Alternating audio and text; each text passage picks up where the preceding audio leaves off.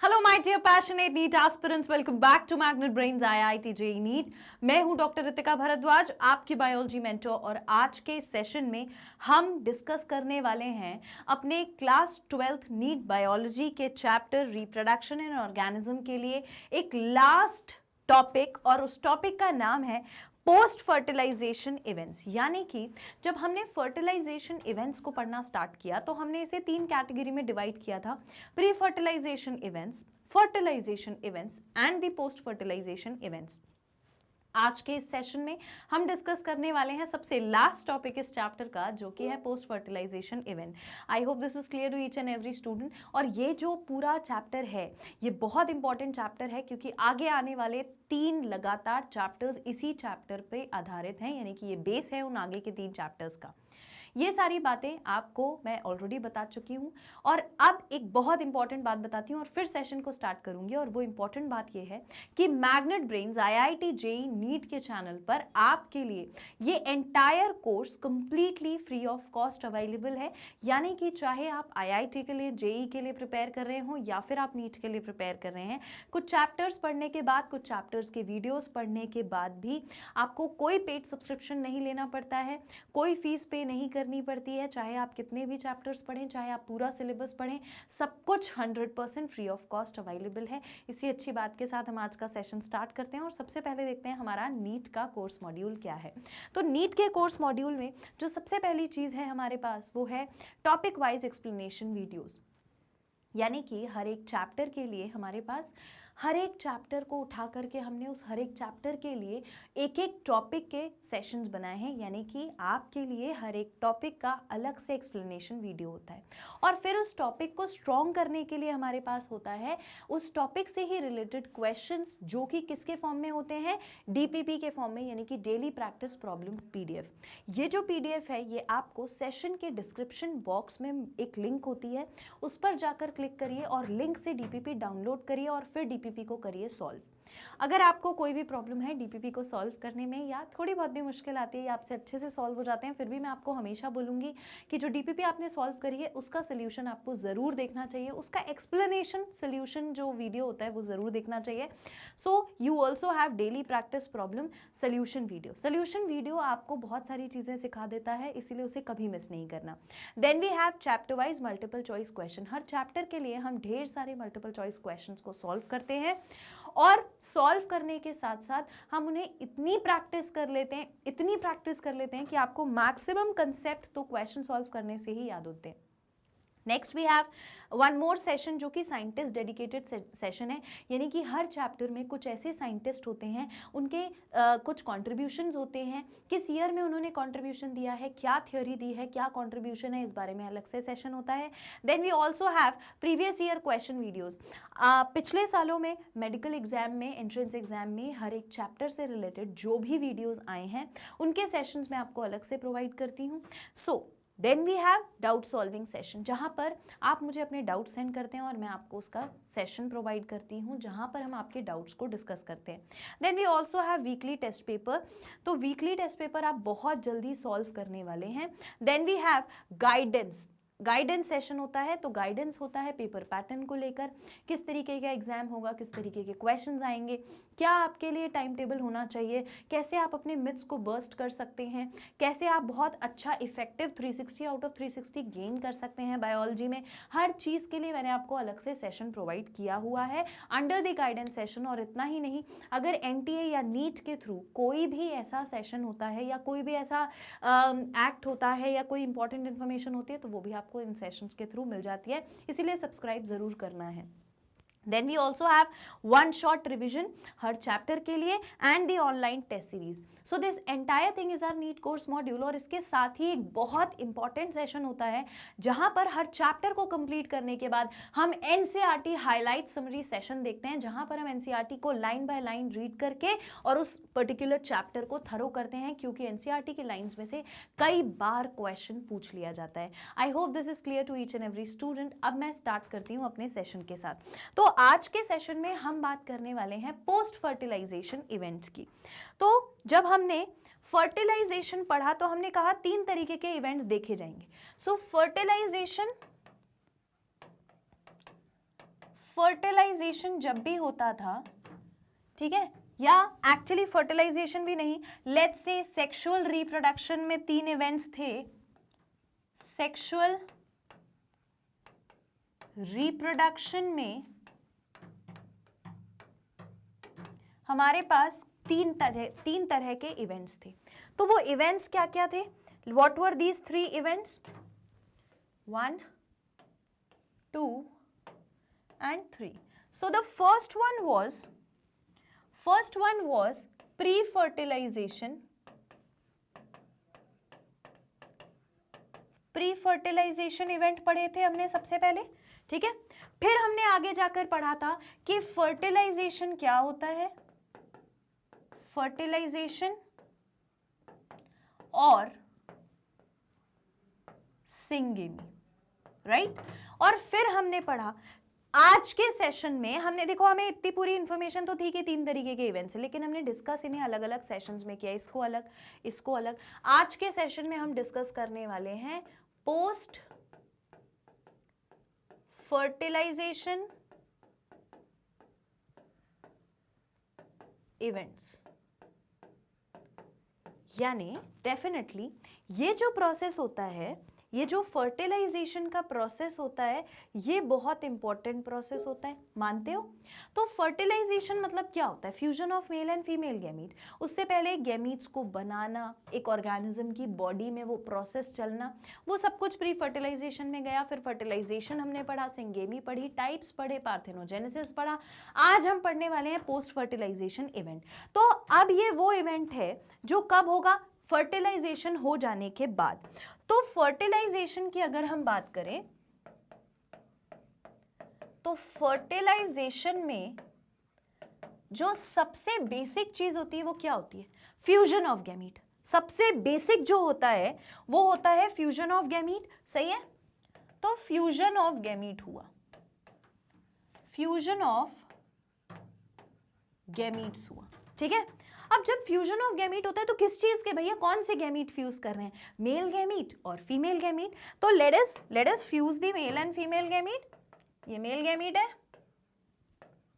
ठीक है। Let's say male gamete है स्पर्म, ठीक है। So we have an egg and a sperm, ठीक है। तो ये हमारा एग है और ये है स्पर्म, ठीक।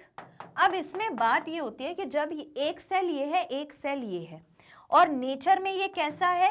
दिस इज ऑल्सो हैप्लॉइड, ठीक है, हैप्लॉइड है। और ये भी कैसा है? हैप्लॉइड।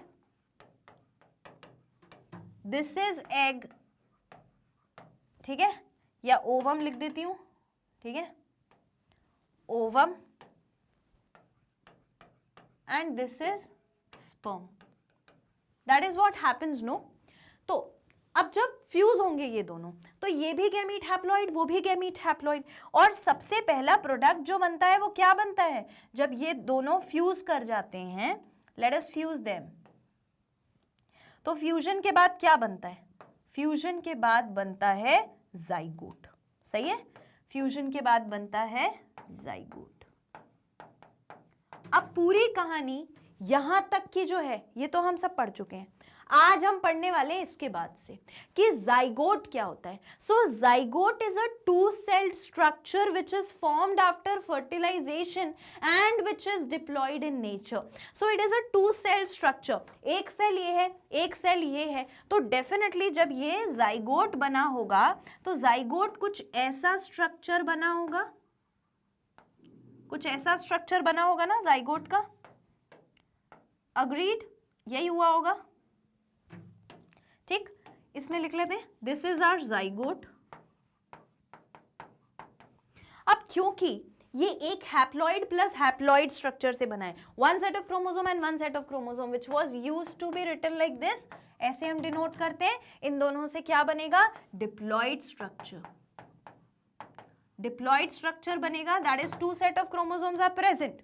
दो सेट है क्रोमोसोम के। Now this is zygote and zygote is the first cell, यानी दो जनरेशन के बीच का जो लिंक है वो जाइगोट है।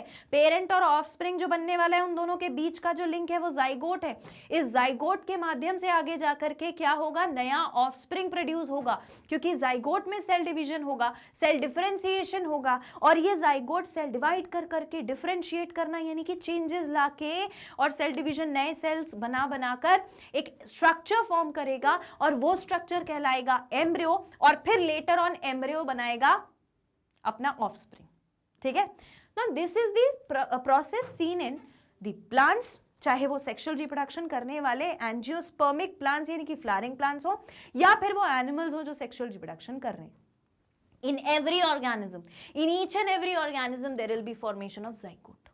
हर बार जाइगोट बनेगा, and zygote is going to be exclusively diploid in nature. Why? Because it is formed after the fusion of two gametes, and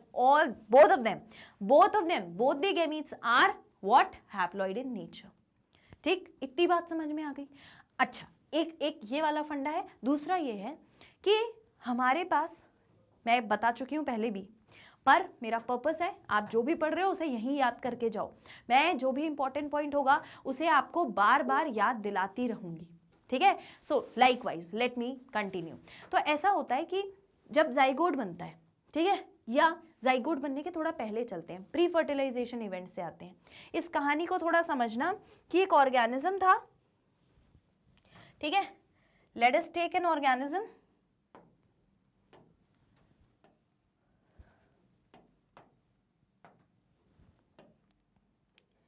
इस ऑर्गेनिज्म की बॉडी में क्या हुआ, what happened with the body of this organism. ठीक है, अरे यार, again line तो मैंने कभी लाइफ में सीधी खींचना जाना ही नहीं कि सीधी लाइन खींचती कैसे है। ठीक है, प्रॉब्लम है ये मेरे साथ। ऑल राइट, ये एक ऑर्गेनिज्म है, बुरा मत मानो, थोड़ा मोटा जरूर है, पर ठीक है, अब आजकल क्या है, जंक फूड का जमाना है, चल जाता है ये सब कुछ। जंक फूड के जमाने से मुझे याद आया, पता है, life is all about science. Life क्या है, साइंस है। ये एक ऑर्गेनिज्म पैदा होने से मरने तक, everything is science. Now see this, how is it. ये ऑर्गेनिज्म है, ये ऑर्गेनिज्म नेचर में है डिप्लॉइड भाई। ये कैसा है, डिप्लॉइड, यानी it has two set of chromosome. ठीक है, ये प्रोड्यूस करेगा गैमीट, और क्योंकि ये है मेल, तो इससे जो गैमीट प्रोड्यूस होगा स्पर्म, इससे जो गैमीट प्रोड्यूस होगा स्पर्म, वो कैसा होगा, एन होगा, सिंगल सेट ऑफ क्रोमोसोम वाला। तो डिप्लॉइड से ये हैप्लॉइड स्ट्रक्चर बनाने के लिए हमारे पास जो सेल डिवीजन है वो है reductional cell division. Reductional cell division, और मैंने आपको पहले भी बताया था हमारे पास दो ही टाइप के सेल डिवीजन होते हैं, एक होता है इक्वेशनल डिवीजन, दूसरा होता है रिडक्शनल डिवीजन। इक्वेशनल डिवीजन में प्लॉइडी सेम रहती है, डिप्लॉइड से डिप्लॉइड स्ट्रक्चर और हैप्लॉइड से हैप्लॉइड स्ट्रक्चर बनता है, लेकिन जो आपका रिडक्शनल सेल डिवीजन होता है उसमें डिप्लॉइड से हैप्लॉइड स्ट्रक्चर बन जाता है, यानी कि क्रोमोसोम का जो सेट है वो रिड्यूस हो जाता है। Now this is the reason कि जब एक इंडिविजुअल अपना गैमीट बनाता है तो रिडक्शनल डिवीजन करता है।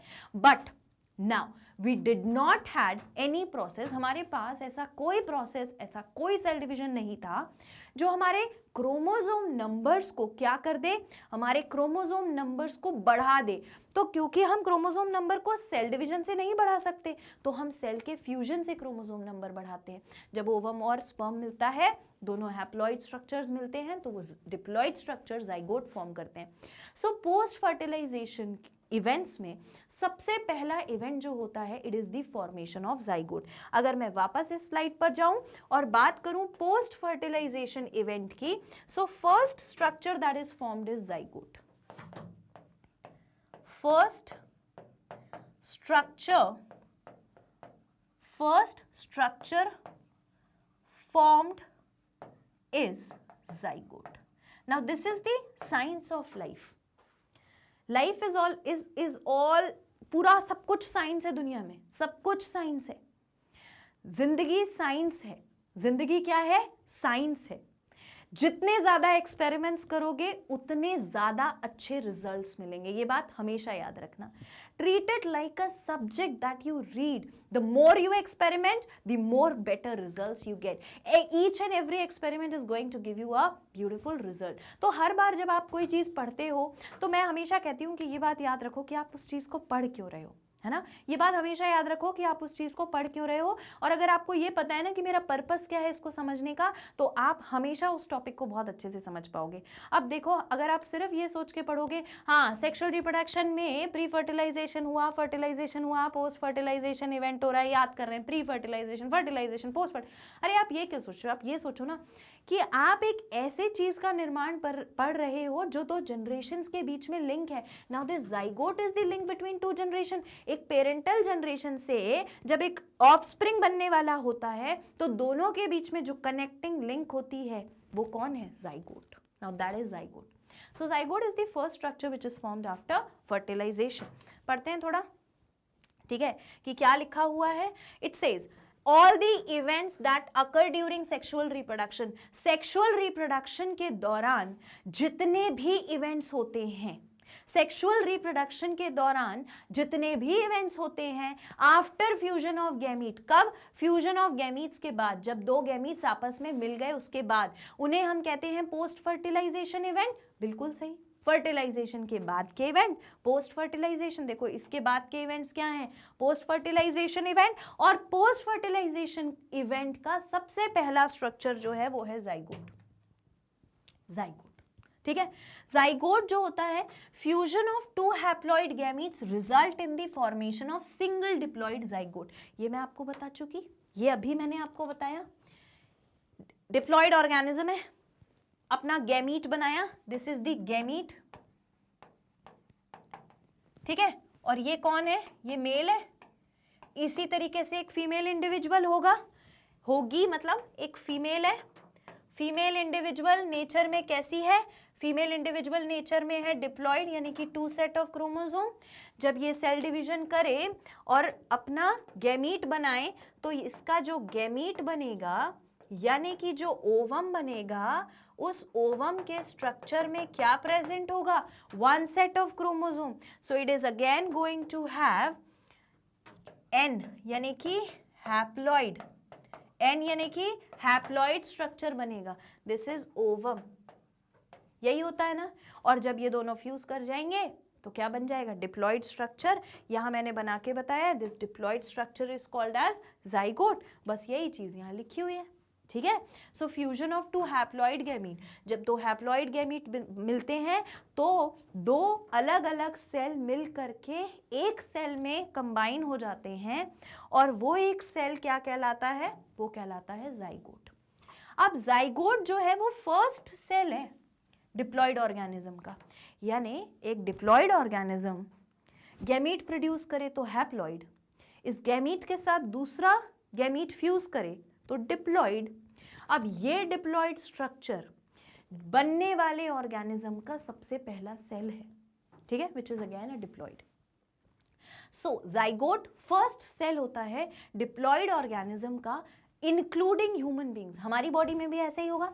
मतलब आप चालू करो प्लांट से तो सेक्सुअल रिप्रोडक्शन जो प्लांट्स करते हैं, अभी हमारा कमिंग चैप्टर जो है सेकंड चैप्टर, जो ऑर्गेनिज्म सेक्सुअल रिप्रोडक्शन करते हैं, जो प्लांट सेक्सुअल रिप्रोडक्शन करते हैं, पहली चीज तो हम उन्हें क्या कहते हैं? Angiospermic plant. उनका नाम क्या होता है? एंजियोस्पर्म. और उन प्लांट्स में भी सबसे पहला स्ट्रक्चर जाइगोट बनता है. तो आप चाहे प्लांट से चालू कर दो और किसी भी एक्सट्रीमिस्ट हायर कॉम्प्लेक्स ऑर्गेनिज्म तक चले जाओ, ह्यूमन बींग्स तक चले जाओ, सब में सेक्सुअल रिप्रोडक्शन के बाद पहला स्ट्रक्चर जो बनता है वो होता है जाइगोट. अगर मैं बार बार कह रही हूं, अगर इस चैप्टर को अच्छे से समझ लिया तो आगे आने वाले 3 चैप्टर आपके हाथ में हैं.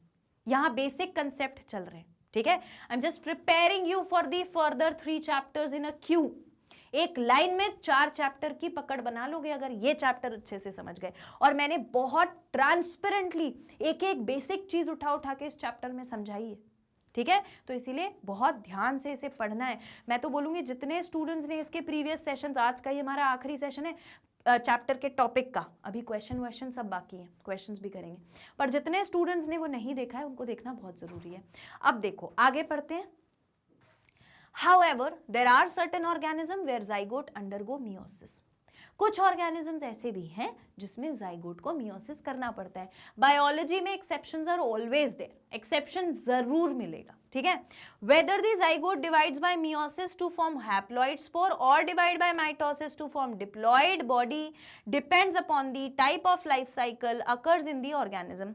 अब मेरी बात सुनो, जाइगोट तो बन गया, जाइगोट आगे जाकर माइटोसिस वाला सेल डिवीजन करेगा या मियोसिस वाला सेल डिवीजन करेगा, ये डिपेंड करता है कि जो जाइगोट बना है वो कौन से ऑर्गेनिजम्स में बना है, वो ऑर्गेनिज्म की लाइफ साइकिल कैसी है। अगर वो स्पोरोफाइट और गैमेटोफाइट जनरेशन दोनों रख रहा है, अगर उसको स्पोर बनाना पड़ जाए, स्पोरोफाइट बॉडी बनानी पड़ जाए, या उसे गैमेटोफाइटिक स्ट्रक्चर बनाना पड़ जाए, या फिर उसे सीधे एक डिप्लॉयड इंडिविजुअल को ही बनाना है, तो फिर वो रिडक्शनल सेल डिवीजन। आप खुद सोचो, डिप्लॉयड ऑर्गेनिज्म के जाइगोट को डिप्लॉयड ऑर्गेनिज्म बनाना है, तो भाई ये रिडक्शनल डिवीजन क्यों करेगा? क्योंकि फ्यूजन के बाद तो वो खुद ही डिप्लॉयड है और डिप्लॉयड ऑर्गेनिज्म बनाएगा।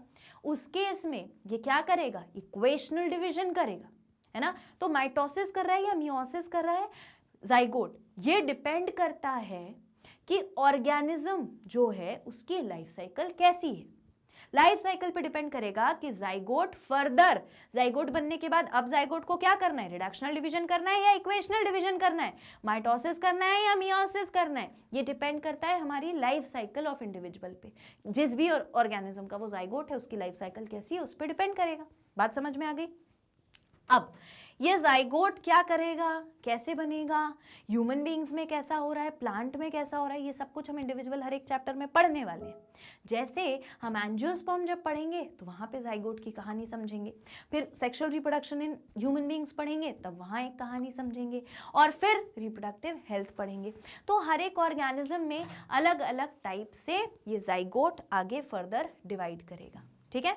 और जब जाइगोट आगे डिवाइड कर जाएगा तो वो बनाएगा, जाइगोट से बनता है embryo. So let's see about the embryogenesis. देखते हैं कि एम्ब्रियोजेनेसिस क्या होती है। Embryogenesis is the process of development of embryo from zygote.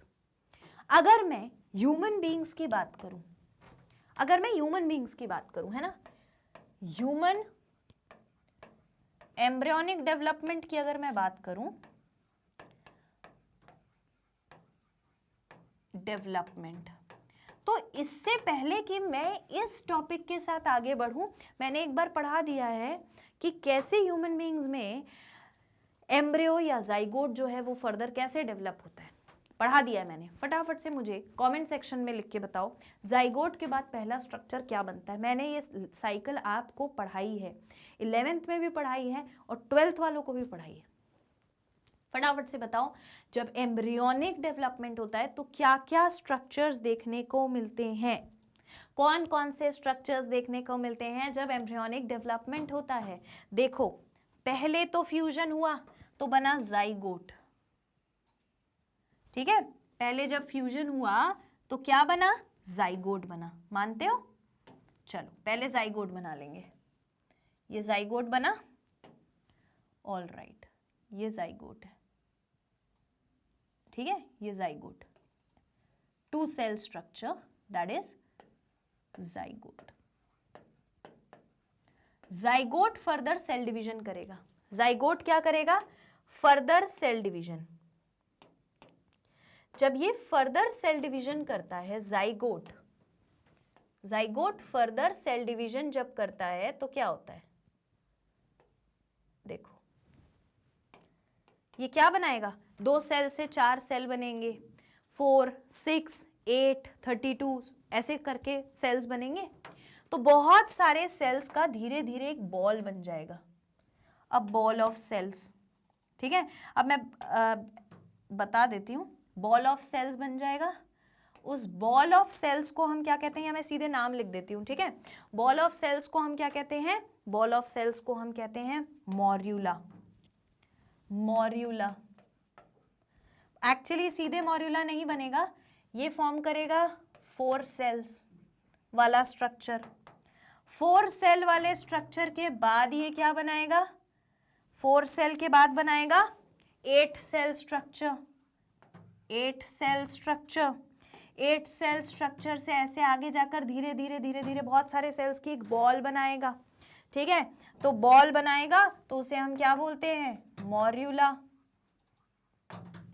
Morula आगे जाकर क्या बनाता है, ब्लास्ट्यूला, एक बोल जैसा, कटोरी जैसा स्ट्रक्चर। ये तो बॉल थी, जैसे बॉल होती है जिससे हम खेलते हैं, वो वाली बॉल जैसा मॉर्यूला। मॉर्यूला के बाद जो स्ट्रक्चर बनता है, अभी सेल डिवाइड हो रहे हैं क्योंकि भाई एक बॉल से थोड़ी ना चल जाएगा। हम भी जब पैदा हुए थे तो सबसे पहले हम बॉल ऑफ सेल हुआ करते थे, लेकिन उस बॉल ऑफ सेल से ऐसा ऑर्गेनिज्म बनाने में बहुत सारा सेल डिविजन और सेल डिफरेंशिएशन लगा होगा। तो मॉर्यूला के बाद बनता है ब्लास्ट्यूला। ब्लास्ट्यूला, ब्लास्ट्यूला के बाद बनता है गैस्ट्रूला। गैस्ट्रूला, गैस्ट्रूला के बाद क्या होगा, गैस्ट्रूला। गैस्ट्रूला के बाद क्या बनेगा, एम्ब्रियो। गैस्ट्रूला के बाद बनेगा embryo.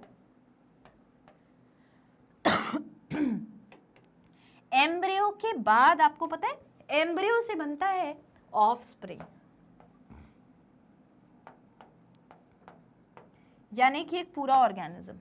This is how the development takes place in human beings. ये मैंने आपको ह्यूमन बींग्स का डेवलपमेंट बताया है।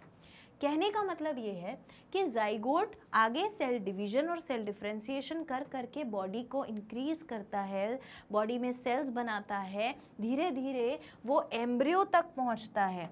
तो एम्ब्रियो के बाद क्या बनता है, एम्ब्रियो के बाद ऑफस्प्रिंग बनता है। यानी मैं सिंपल लेमैन टर्म्स में बोलूं, लेमैन तो नहीं होगा क्योंकि लेमैन को जाइगोट समझ नहीं आता, पर सिंपल टर्म्स में अगर मैं बोलूं तो जाइगोट के बाद जब सेल डिवीजन चलता जाता है तो बनता है एम्ब्रियो, एम्ब्रियो के बाद ऑफस्प्रिंग। इजी। तो embryogenesis is formation of embryo from the zygote, but zygote से एम्ब्रियो बनाने में इतना सारा प्रोसेस लगता है। ठीक है, इसको अपनी जानकारी के लिए लिख के रख लो। ठीक है, लिख लिया। चलो अब एम्ब्रियोजेनेसिस को समझते हैं कि जो हमने एम्ब्रियो बनना देखा है वो एक्चुअली हो कैसे रहा है। So the process of development of embryo from zygote is called embryogenesis. तो ये जो एम्ब्रियो यहाँ पे बना है इसका बनने का प्रोसेस कहलाता है embryogenesis. Let's read it.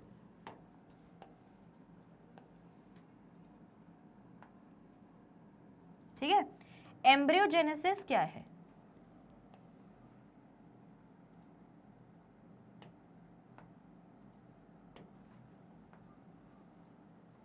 Embryogenesis, ठीक है, embryogenesis, it is the process of formation of embryo from the zygote. Process of formation of embryo from zygote. All right? इसको पहले नोट करो फिर हम आगे बात करेंगे। फाइन, तो यहाँ पर ये जो आपने अभी समझा इससे हमारा मतलब है ये समझने का कि एम्ब्रियो कैसे बनता है।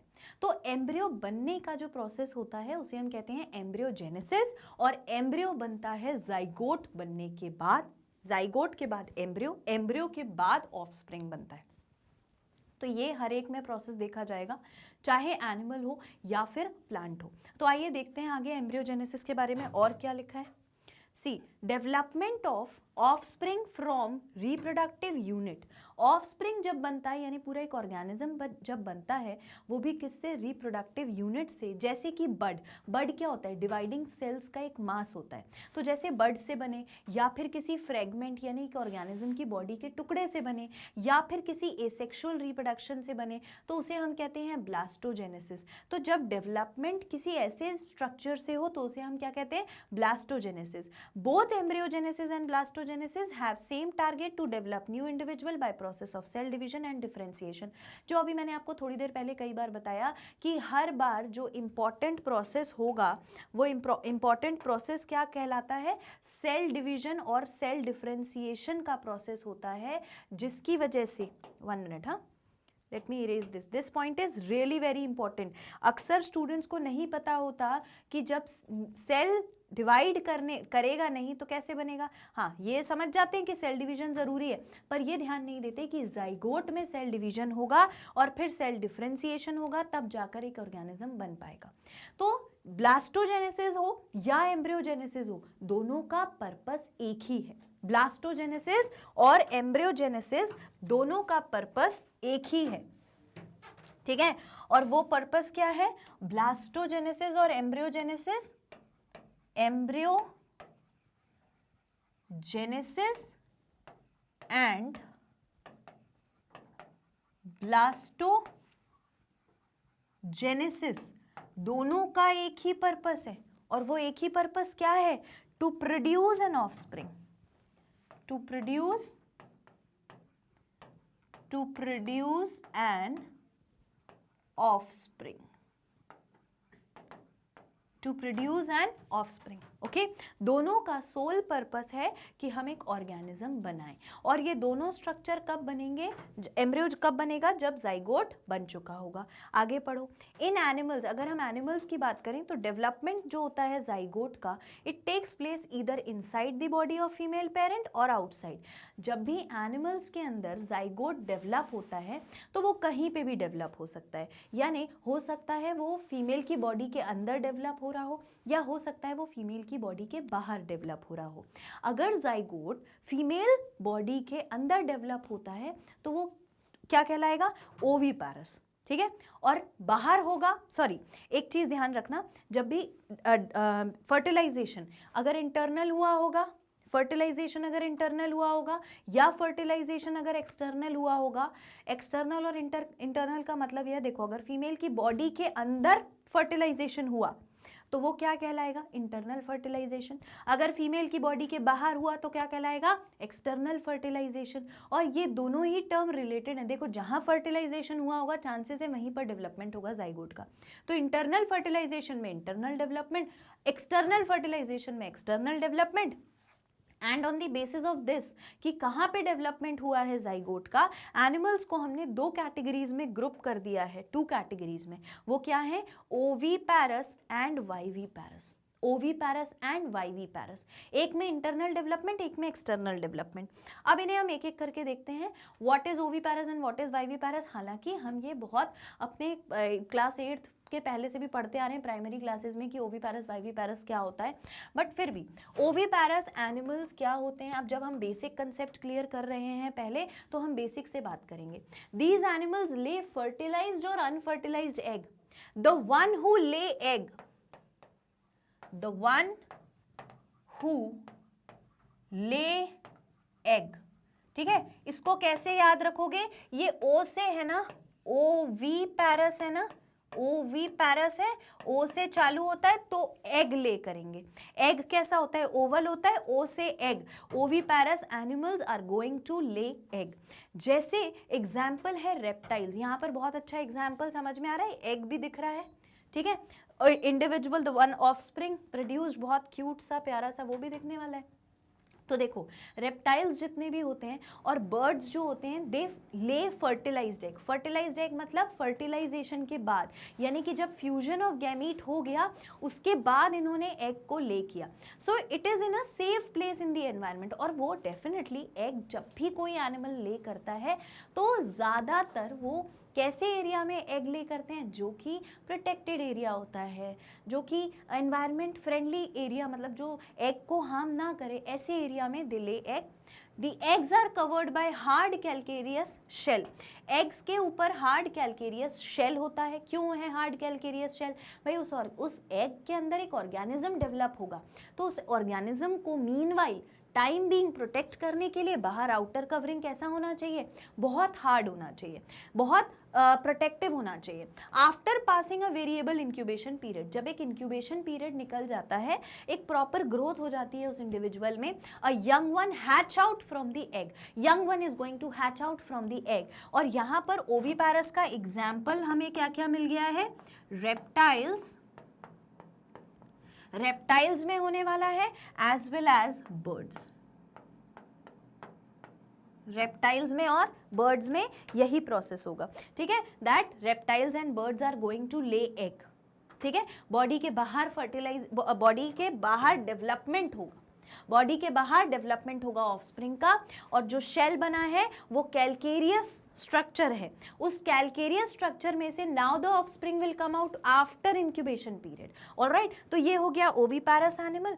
लेकिन अगर हम वाइविपैरस की बात करें तो वाइविपैरस में the individual is going to develop inside the body of the female, so these animals give birth to young one, ये सीधे यंग वंस को बर्थ देते हैं, they give rise, they give birth to the young one, yani the zygote develop into young one inside the body of the female, this is very important, they are not going to lay egg outside the body, ठीक है।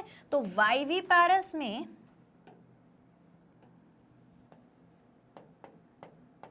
वाइविपैरस organisms में क्या होगा, सीधा simple, the organism develops inside the body of the female, offspring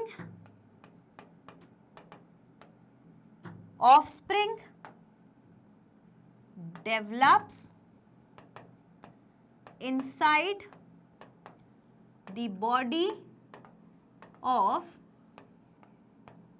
female, dogs में, human beings में, cats में, सब में यही हो रहा है, सुंदर सुंदर प्यारे प्यारे पपीज, प्यारी प्यारी किटन्स ऐसे ही ग्रो होते हैं, ठीक है, एक अपने फीमेल पेरेंट के फीमेल बॉडी के अंदर, ठीक है, inside the female body. Now this is oviparous and viviparous, alright. आगे बढ़ते हैं। फ्लावरिंग प्लांट की अगर हम बात करें तो फ्लावरिंग प्लांट यानी कि एंजियोस्पर्म्स, फ्लावरिंग प्लांट यानी कि एंजियोस्पर्म कहलाते हैं, उनमें भी जाइगोट बनेगा और zygote develops into embryo inside embryo sac. ये जो जाइगोट है ये एम्ब्रियो सैक के अंदर डेवलप होता है, हमेशा देखो जाइगोट से ही एम्ब्रियो बनता है ना, तो जाइगोट से एम्ब्रियो बनेगा लेकिन अपने इंटरनल स्ट्रक्चर में यानी कि एम्ब्रियो सैक में। जब फर्टिलाइजेशन हो जाएगा, ठीक, तो फर्टिलाइजेशन के बाद different part of the flower जैसे sepal, petal, stamen, wither and fall off, क्या होता है कि फ्लावर को अगर हम देखें तो फ्लावर में ये फीमेल स्ट्रक्चर है, फीमेल रिप्रोडक्टिव ऑर्गन है, ठीक है, और इसके साथ साथ यहाँ पर पेटल्स रही होंगी, पेटल्स रही होंगी, कुछ स्टेमन्स रहे होंगे, कुछ स्टेमन्स रहे होंगे, यहाँ पर छोटी छोटी सेपल्स रही होंगी, फिर पेडिसिल रहा होगा, ऐसा फ्लावर का स्ट्रक्चर रहा होगा। लेकिन जिस स्ट्रक्चर की ज़रूरत नहीं होती, देखो हमने फ्लावर, अभी हम आगे पढ़ेंगे रिप्रोडक्शन इन फ्लावरिंग प्लांट तो आपको समझ में आएगा, फ्लावर के पार्ट्स को हमने दो पार्ट में डिवाइड कर रखा है, एक है एसेंशियल पार्ट, दूसरा है नॉन एसेंशियल पार्ट या एसेसरी होता है। तो एसेंशियल पार्ट का होना ज़रूरी है, जैसे मेल और female reproductive part in the flower are very important, उनके बिना तो रिप्रोडक्शन नहीं हो सकता क्योंकि गैमीट्स ही नहीं बन पाएंगे। लेकिन ये जो पेटल्स हैं, ये जो सेपल्स हैं, ये जो पेडिसिल है, ये जो बाकी स्ट्रक्चर्स हैं, इनका तो कोई सिग्निफिकेंस नहीं है।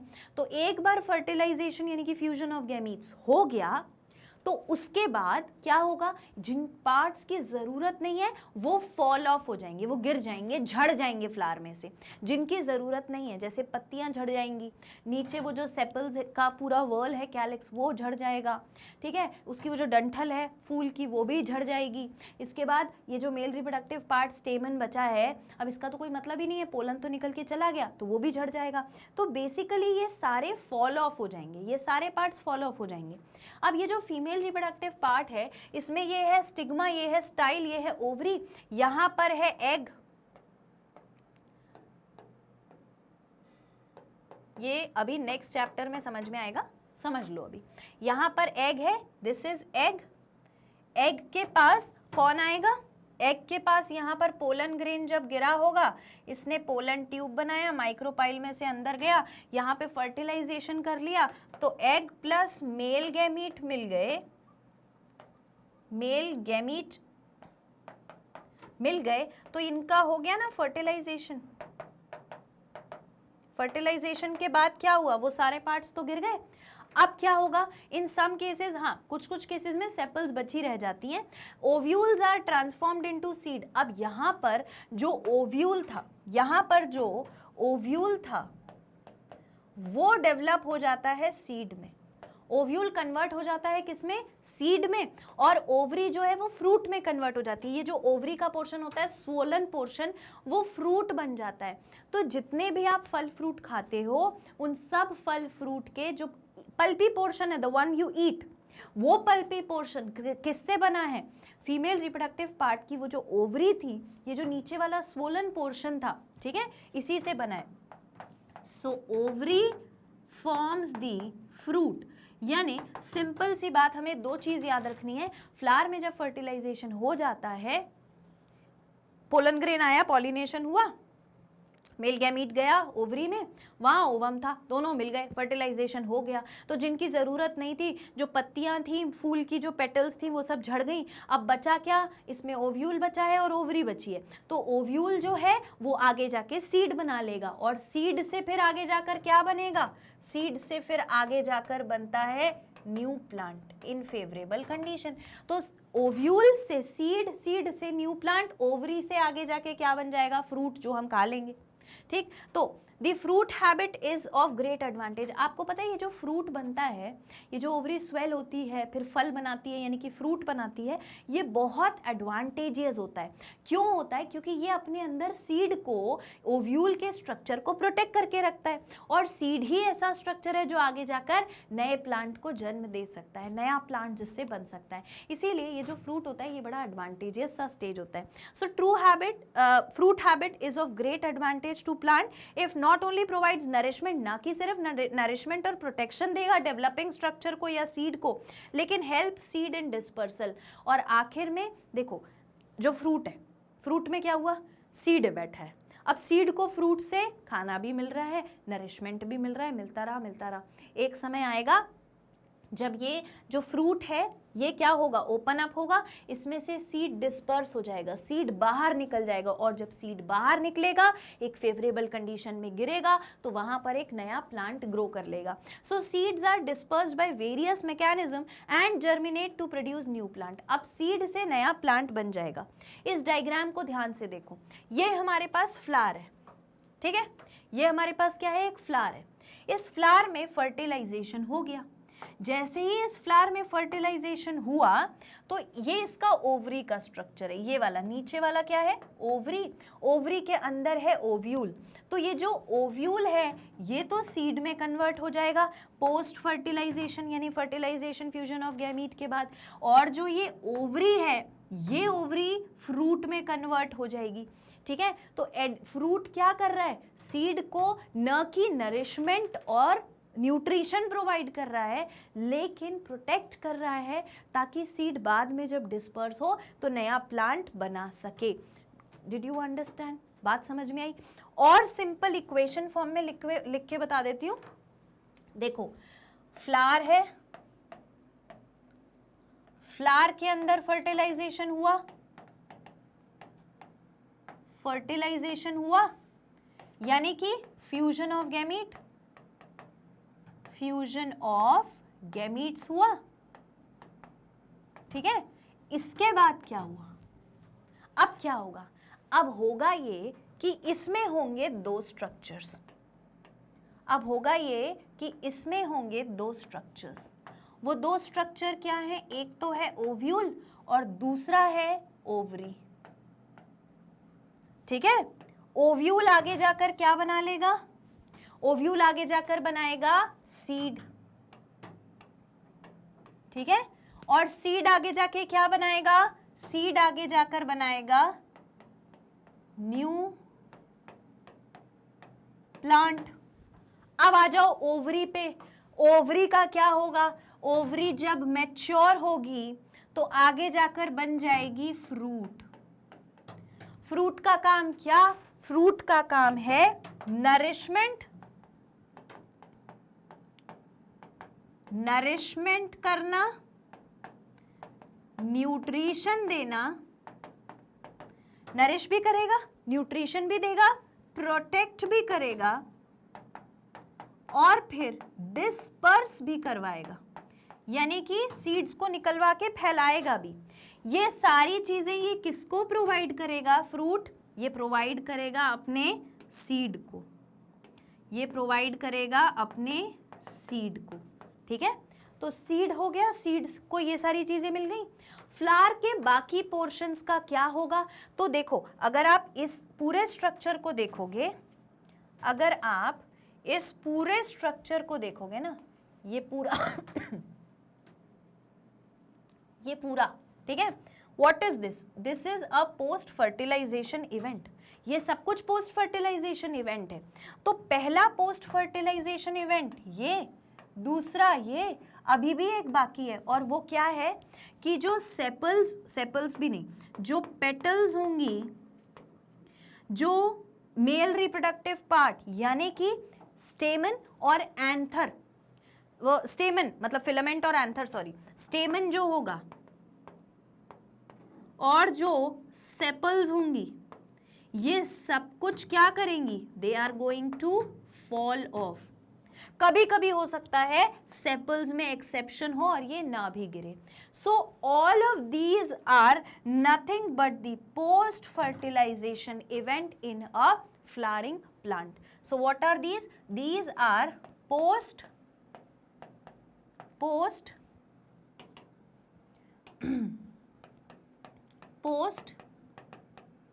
fertilization events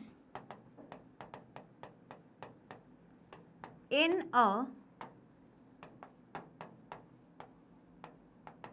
flowering plant। Flowering plant को टेक्निकली क्या कहते हैं? Angiosperms. Angiosperms, all right, note करो इसको, नोट इट डाउन। ये पूरे इस बॉक्स में पोस्ट फर्टिलाइजेशन इवेंट है, ठीक है। इसे बहुत खास तौर पे ध्यान रखना है, आगे इस अगले चैप्टर में ये सब बहुत काम आएगा। Note it down, done, all right. Flower के बारे में समझ में आ गया, ये समझ में आ गया, ये हमने पढ़ लिया। आगे बढ़ते हैं।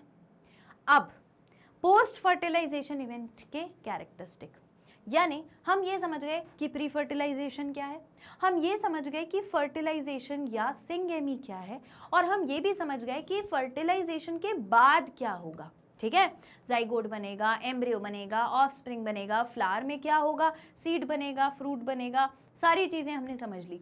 लेकिन अब ये जो हम पोस्ट फर्टिलाइजेशन इवेंट्स पढ़ रहे हैं, अगर मैं कह दूं कि चलो मुझे इसके कैरेक्टरिस्टिक बताओ, या फिर नीट के एग्जाम में स्टेटमेंट का कोई क्वेश्चन आ जाए, find out the correct statement, दो स्टेटमेंट आपको कैरेक्टरिस्टिक में से दे दिए गए। अब पूछा गया कि स्टेटमेंट ए इज करेक्ट और स्टेटमेंट बी इज करेक्ट, तीसरे में पूछ लेंगे A is correct, B is incorrect, फिर पूछ लेंगे A is incorrect, B is correct, या फिर नन ऑफ द अबव, जो भी पूछ लिया गया। अब स्टेटमेंट वाला क्वेश्चन आया तो क्या करोगे? तो कैरेक्टरिस्टिक्स पढ़ना जरूरी है। कैरेक्टरिस्टिक्स क्या होते हैं पोस्ट फर्टिलाइजेशन इवेंट के? तो सेक्सुअल रिप्रोडक्शन जो होता है उसमें इंपॉर्टेंट बेसिक फीचर्स होते हैं। तो हम इसे पोस्ट फर्टिलाइजेशन इवेंट में क्यों पढ़ रहे हैं? इसीलिए पढ़ रहे हैं क्योंकि जो रिजल्ट होगा सेक्सुअल रिप्रोडक्शन का, यानी कि फर्टिलाइजेशन का, वो यहीं देखा जाएगा। तो रिजल्ट में हम सेक्सुअल रिप्रोडक्शन में क्या क्या पाते हैं, क्या क्या होता है? पहला, बाय पेरेंटल होता है। डेफिनेटली सेक्सुअल रिप्रोडक्शन में दो पेरेंट्स होते हैं। कौन कौन से? A male and obviously a female. No rocket science, no difficulty, easy. Next क्या होता है? It involves formation of male and female gamete, यानी कि अब हमारे पास मेल और फीमेल तो है, लेकिन इनको अपने गैमीट्स यानी कि सेक्स सेल्स बनाने पड़ेंगे। So they form the male and female gamete, यानी कि सेक्स सेल्स जो इन्वॉल्व होंगे सेक्सुअल रिप्रोडक्शन में। आगे बढ़ो। Mostly there is fusion of male and female gamete, यानी कि फर्टिलाइजेशन। तो फर्टिलाइजेशन जो है ये बहुत important event of sexual reproduction है, important event of sexual reproduction। Why so? ऐसा क्यों है? ऐसा इसलिए है क्योंकि अगर ये फर्टिलाइजेशन नहीं हुआ तो फिर हैप्लॉइड से डिप्लॉइड कैसे बनेगा, और अगर फर्टिलाइजेशन नहीं हुआ तो जाइगोट कैसे बनेगा, जाइगोट नहीं बना तो एम्ब्रियो कैसे बनेगा, और फिर ऑफस्प्रिंग कैसे बनेगा। तो फर्टिलाइजेशन बहुत इंपॉर्टेंट है। नेक्स्ट देखो, cell division are meiotic during gamete formation and mitotic during development of zygote of the offspring. Why so? देखो, जब सेल डिवीजन मियोटिक होता है गैमीट फॉर्मेशन के दौरान, तो meiotic, let me use a different colour, this is really very important. तो meiotic cell division में, meiotic cell division से बनते हैं गैमीट्स। ठीक है, क्या होता है? It is for the formation of gamete, formation of gametes. ये किस लिए है? गैमीट्स बनाने के लिए। क्यों बना रहा है? मियोटिक सेल डिवीजन से ही क्यों बन रहा है? क्योंकि मियोटिक सेल डिवीजन को हम क्या कहते हैं? Reductional cell division. Reductional cell division, तो इसकी जरूरत हमें इसीलिए पड़ी क्योंकि हमें बनाना था डिप्लॉयड ऑर्गेनिज्म से, यानी कि डिप्लॉयड सेल से हैप्लॉयड गैमीट्स। डिप्लॉयड कौन था? ऑर्गेनिज्म खुद, और उसको जब गैमीट बनाने हैं तो वो कैसे होंगे? हैप्लॉयड। 2 सेट ऑफ क्रोमोसोम से 1 सेट ऑफ क्रोमोसोम तक जाने के लिए हमें रिडक्शनल डिवीजन करना पड़ता है, that is meiotic cell division. और mitotic cell division, equational division कब होगा? जब जाइगोट बन जाएगा, क्योंकि जाइगोट तो खुद ही डिप्लॉयड है। डिप्लॉयड जाइगोट को डिप्लॉयड ऑफस्प्रिंग बनाना है तो आधा करने की जरूरत ही नहीं है क्रोमोसोम के सेट को, इक्वल सेट ऑफ क्रोमोसोम चलेगा। तो mitotic cell division, mitotic cell division, mitotic cell division यानी कि इक्वेशनल सेल डिवीजन। माइटोटिक का मतलब क्या हुआ? Equational cell division. Equational cell division. पर इसकी जरूरत क्यों पड़ी? क्योंकि डिप्लॉयड से डिप्लॉयड ही ऑर्गेनिज्म बनना है। डिप्लॉयड जाइगोट से डिप्लॉयड, जाइगोट से डिप्लॉयड ऑफस्प्रिंग बनाना है, यानी कि you need to make diploid structure से फिर से डिप्लॉयड स्ट्रक्चर, तो इक्वल सेल डिवीजन चलेगा। बात समझ में आ गई? ये पॉइंट सबको समझ में आ गया? फटाफट से नोट करो इसको। सारे पॉइंट के मैंने आपको कीज बता दिए हैं, नोट करो उसे। डन? ऑल राइट, ये क्लियर? सारे point clear?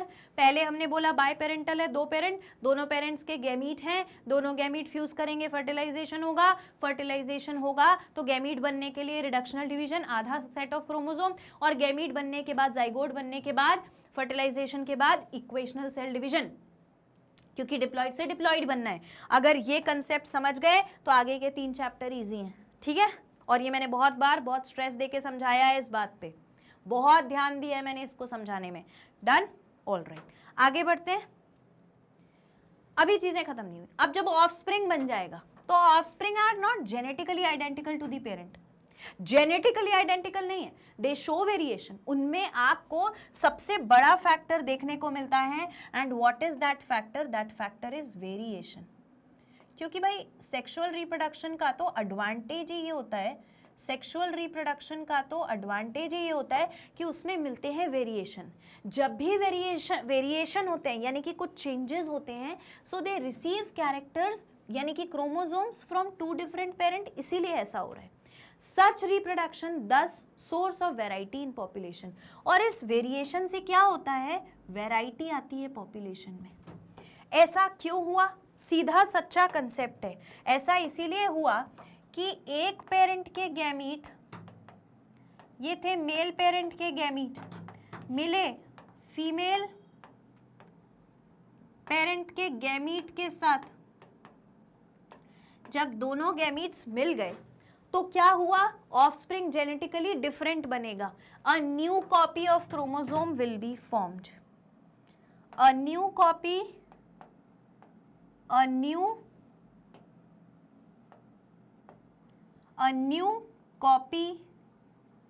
Of, actually copy नहीं बोलेंगे क्योंकि एक नया हमको क्या मिलना चाहिए, एक नया स्ट्रक्चर मिलेगा क्रोमोसोम का, एक नया पैटर्न मिलेगा क्रोमोसोम का. So new form of chromosomes, form भी नहीं बोलेंगे, there are changes in the pattern of the structure. ठीक है, तो हमारे पास क्या हुआ, आइडेंटिकल ऑफस्प्रिंग इसीलिए नहीं बने क्योंकि वेरिएशन हो गए.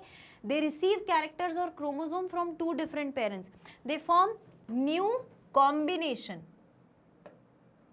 कुछ एक नया कॉम्बिनेशन बना, किसका, न्यू कॉम्बिनेशन ऑफ क्रोमोसोम्स. और ये जो नए क्रोमोसोम्स बन रहे हैं, इन्होंने क्या करा, इन्होंने करवा दिया वेरिएशन, इन्होंने कराया वेरिएशन, यानी कि कुछ चेंजेस करवाए. और क्योंकि इन्होंने वेरिएशन कराया, कुछ चेंजेस कराए, तो हमारी पॉपुलेशन भी क्या शो कर रही है, पॉपुलेशन भी शो कर रही है variation. Population also shows variation.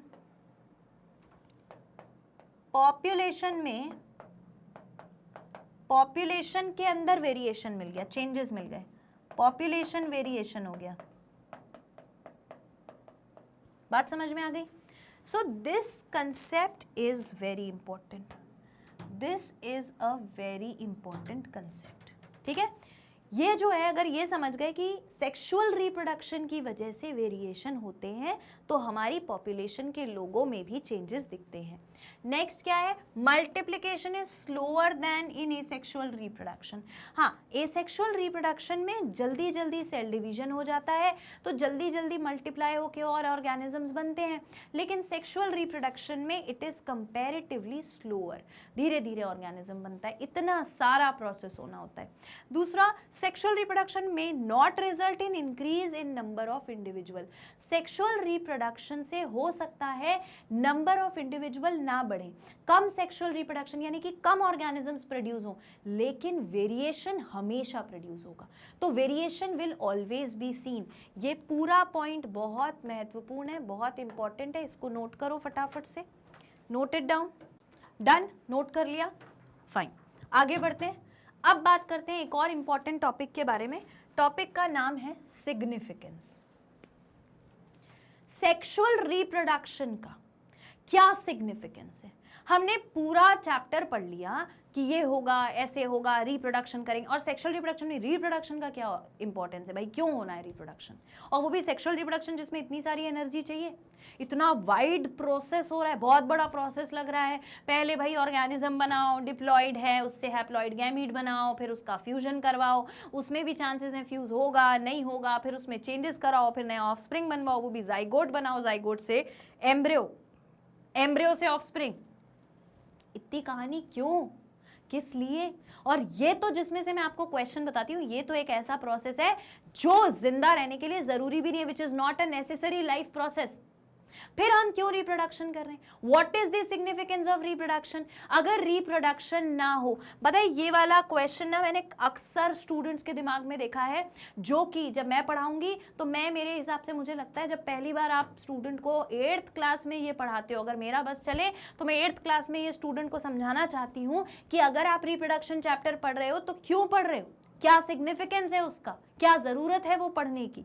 सो सिग्निफिकेंस आपको अगर किसी चीज का नहीं पता तो पढ़ने का मतलब ही नहीं है.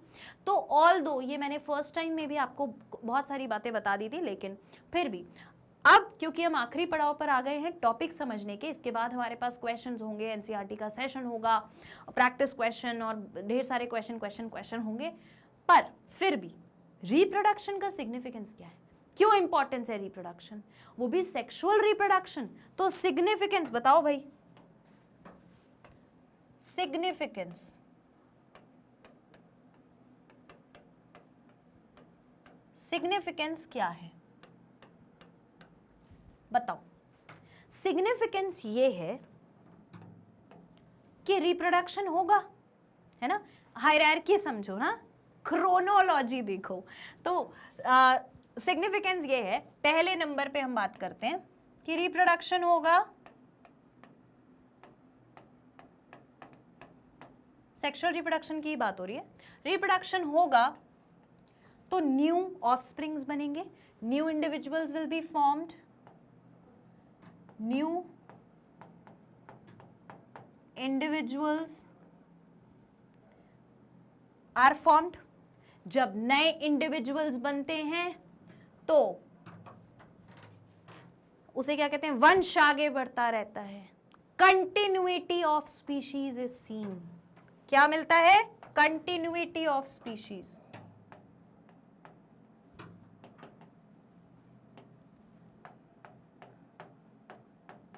Continuity of species is seen. Continuity of species मिलती है ना, अगर रिप्रोडक्शन हो रहा है तो कंटिन्यूटी ऑफ स्पीशीज बनी हुई है। मोस्ट इंपॉर्टेंट, अगर रिप्रोडक्शन नहीं होगा तो स्पीशीज नष्ट हो जाएंगी, खत्म हो जाएंगी, इसीलिए जरूरी है। ठीक है। दूसरी बात, सेक्सुअल रिप्रोडक्शन के जरिए अगर सेक्सुअल रिप्रोडक्शन होता रहे, ठीक है, अगर सेक्सुअल रिप्रोडक्शन होता रहे तो क्या होता है, अब भी हमने पढ़ा, वेरिएशंस आते हैं। क्या आते हैं, वेरिएशंस इन ऑर्गेनिजम्स, यानी हम कह सकते हैं new combinations were formed, new combinations were formed. नए कॉम्बिनेशंस बन रहे थे, ठीक है मैडम, बन रहे थे, पर इससे क्या हुआ, इससे आया चेंजेस। इससे क्या आए, चेंजेस आए। धीरे धीरे पूरी स्पीशीज में चेंजेस आ जाएंगे, धीरे धीरे पूरी स्पीशीज में चेंजेस इन होल स्पीशीज, या फिर मैं इसे चेंजेस भी ना बोलूं, मैं ये बोलूं कि variation is seen in whole species, variation in whole species, पूरी स्पीशीज में वेरिएशन मिल गए। अब इससे क्या होगा, देखो इससे होगा ये कि नए नए कुछ कैरेक्टर्स आएंगे, पूरी स्पीशीज में नया कैरेक्टर आ जाएगा, इवोल्यूशन हो जाएगा। क्या हो जाएगा, evolution. Evolution is a biggest science of all times. Evolution होना कोई एक दिन की, 4 साल की या 10 साल की बात नहीं है। It takes years to take the evolution take place. Evolution को होने में सालों लग जाते हैं। और इवोल्यूशन कैसे होता है, वो जो छोटे छोटे चेंजेस हर बार के सेक्सुअल रिप्रोडक्शन में होते हैं इंडिविजुअल्स में, जब वो एक इंडिविजुअल में हो, फिर दूसरे में, तीसरे में, और ऐसा करके एक समय पर स्पीशीज के हर मेंबर के बीच में हमें वो वेरिएशन देखने को मिल जाए, तो हम उसे कहते हैं इवोल्यूशन हैज टेकन प्लेस। तो इवोल्यूशन हो जाता है, क्या हो जाता है, इवोल्यूशन। Evolution.